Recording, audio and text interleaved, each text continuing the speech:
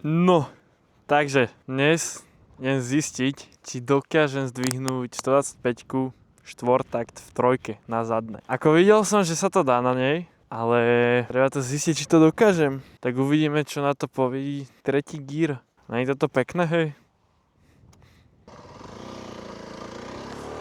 Dvojkový klačap na zohriatie sa.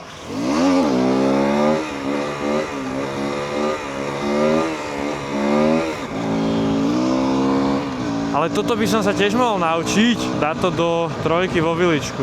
Takže trojka, koľko mám ísť? Čo ja viem, 40? Alebo viacej? Ty kokos! Tak to je že mega ťažké. Aha, lebo ona sa strašne rýchlo zadusí, akéby, že začne mať malé otačky. Takže musím ísť rýchlejšie, aspoň takých 45. Tak teraz trojkový klačap bol že jaký ľahký s pomocou kopca. Kamo, no. Zle som pustil spojko! Tá kapsička ma tu sedá. Kamo, to jak dlho som hen tak natáčal, prosím ťa? Dobre, musím dať pauzen.